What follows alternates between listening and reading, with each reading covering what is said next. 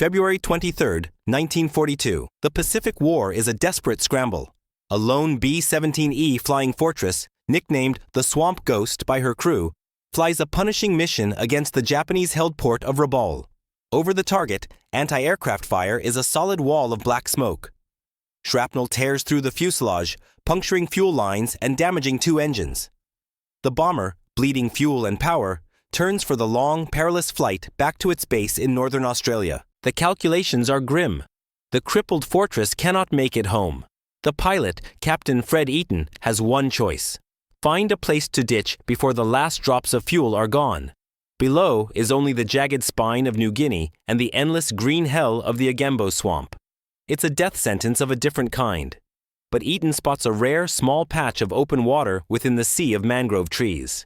He coaxes the shuddering 4-engine giant down, skimming the treetops. With a tremendous shuddering splash, the B-17 settles onto the swamp. It is a perfect water landing. The crew is alive. The Swamp Ghost is intact. But they are in the middle of nowhere. For 6 days, the 9 men live in and around their stranded bomber, fending off malaria and mosquitoes. They know a trek through the swamp is suicide. Finally, they make a decision. Taking only essential gear, they abandon their aircraft and strike out on foot. What follows is a 42-day odyssey through some of the most hostile terrain on the planet. They hack through jungles, cross mountains, and are aided by local villagers and Australian coast watchers. Exhausted and starving, they finally reach safety. They tell their story, but the war moves on. Their bomber is forgotten, its location lost in the vast, trackless swamp. For decades, the Swamp Ghost becomes a legend. Aerial photographs occasionally spot it, a silver specter resting peacefully in the green murk. It is perfectly preserved, a time capsule from the first dark days of the war.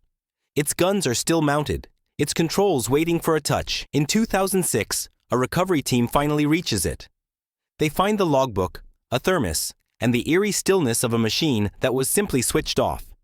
It had sat through monsoons and tropical heat, untouched for over 60 years. The Swamp Ghost was not shot down. It was gently laid to rest by its pilot in an act of supreme skill.